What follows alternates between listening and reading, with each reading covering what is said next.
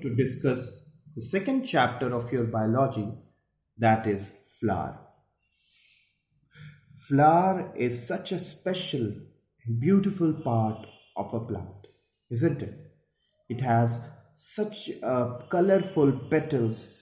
They are bright in colors, their shapes are different, the size is different.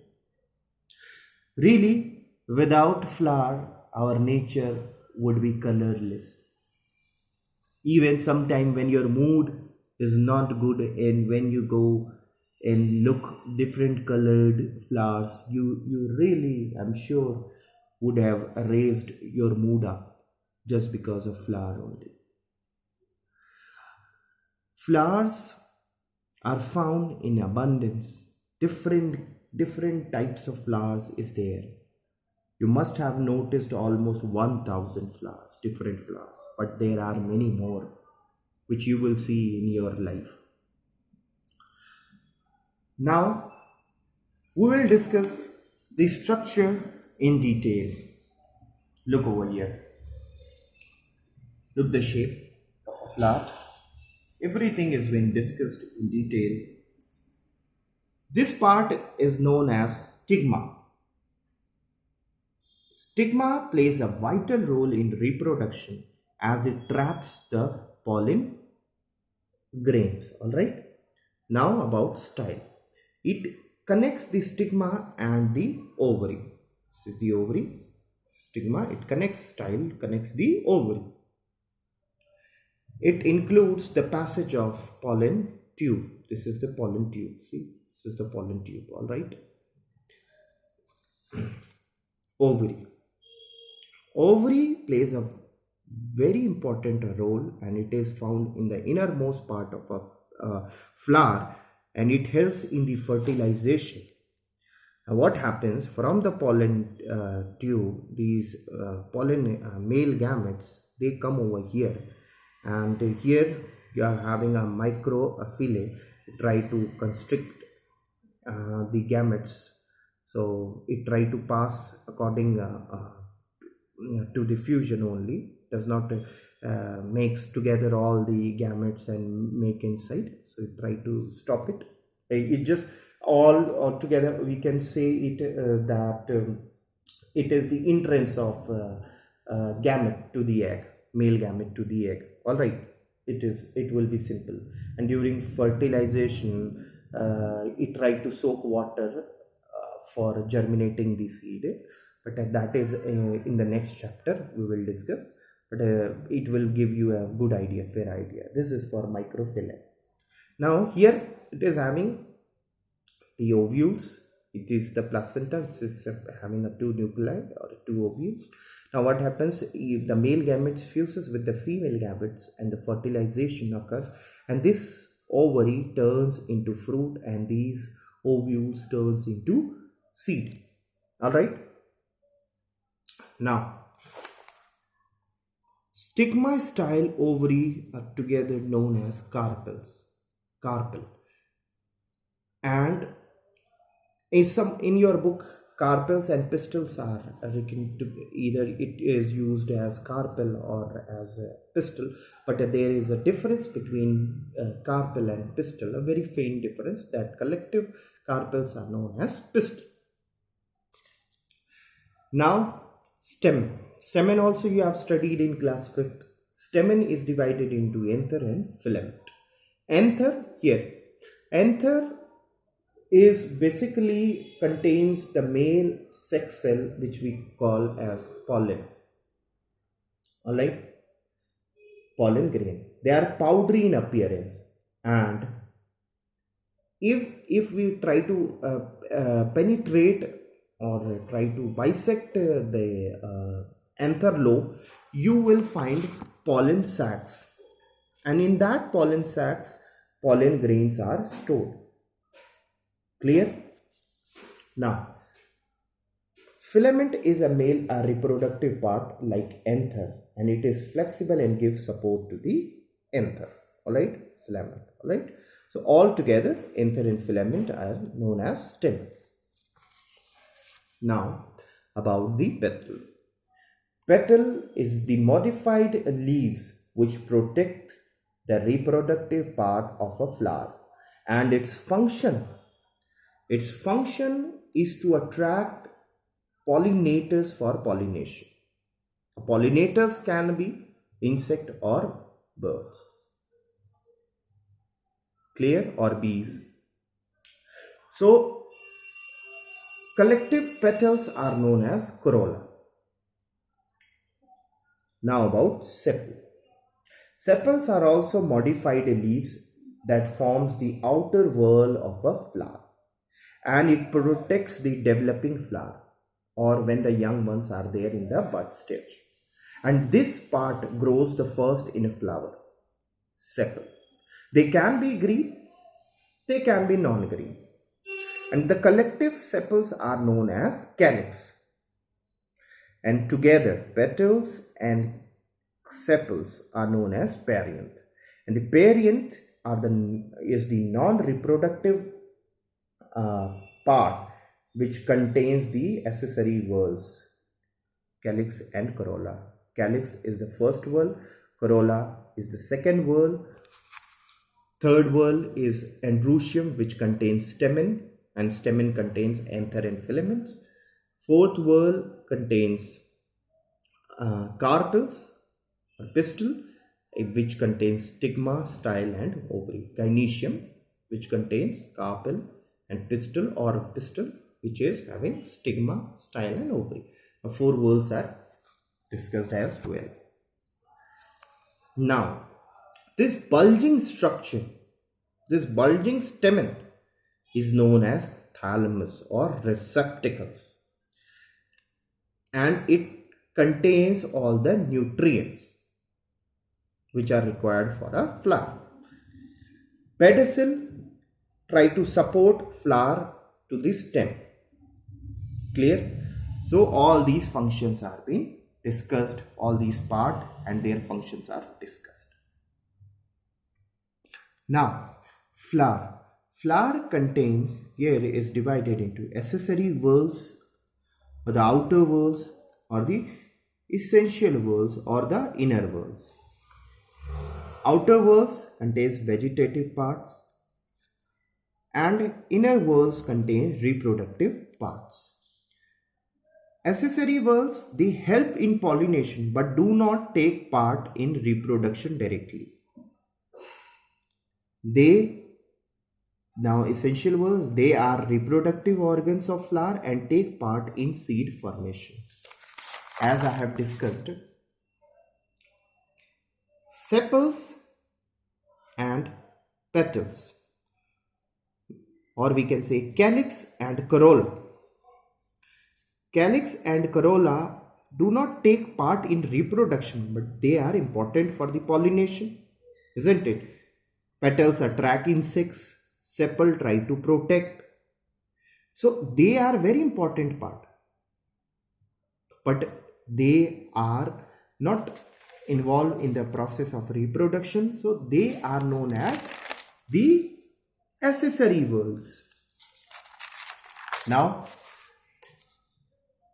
androecium and gynoecium, they both are important and they play a vital role in a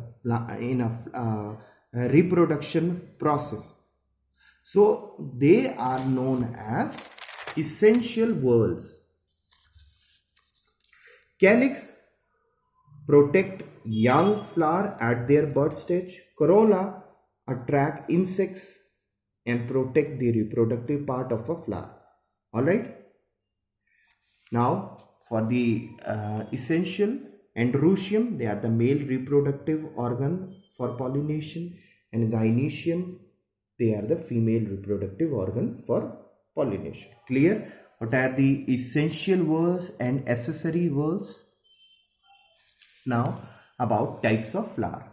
On the basis of reproductive part, bisexual and unisexual. Bisexual is also known as hermaphrodite, which contains both male and female reproductive organs, that is stamen and pistil or stamen and carpels. Example: China rose, mustard, pea, rose. Alright.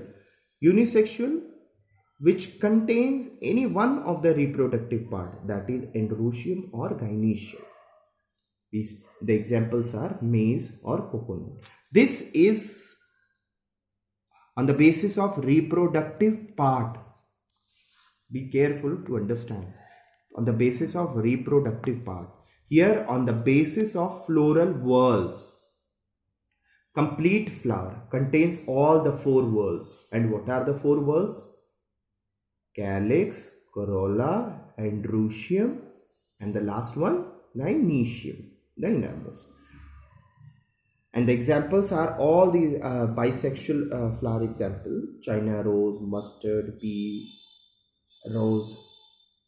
Now here in unisexual, missing any one or more whorls means it can be missing androecium, it can be missing gynoecium, male reproductive organ or female reproductive organ, but it is for the floral whorls, so we can say is as androecium or gynoecium because they are the floral whorls. So example: pumpkin, papaya, mulberry.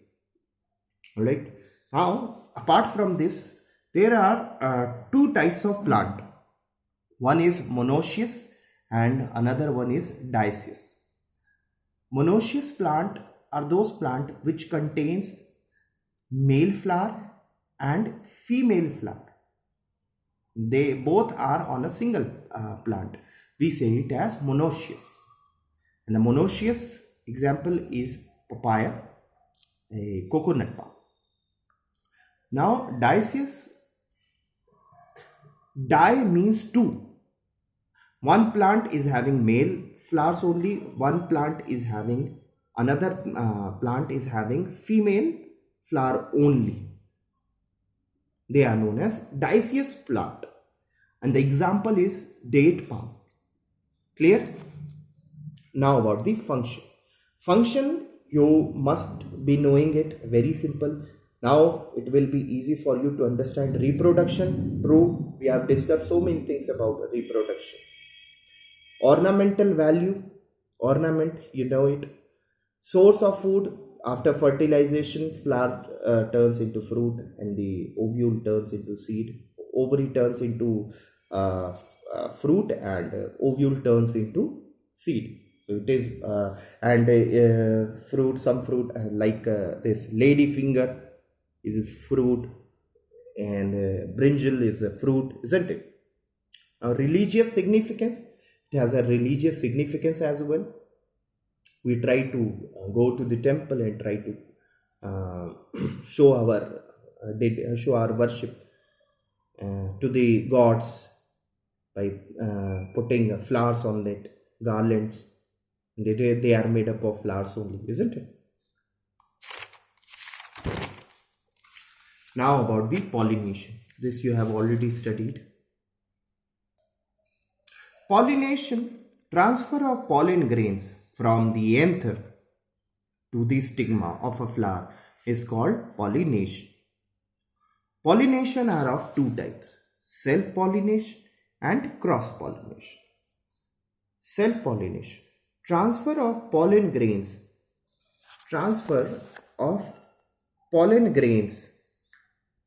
from anther of a flower to the stigma of the same or another flower of the same plant. Alright, pollination occurs in the same plant. We say it as self-pollination. And it does not require any pollinators or any agent for pollination. Right? Now, about cross-pollination. Look over here. 2 flowers and they both are on the separate or another, they both are on a separate plants. Alright.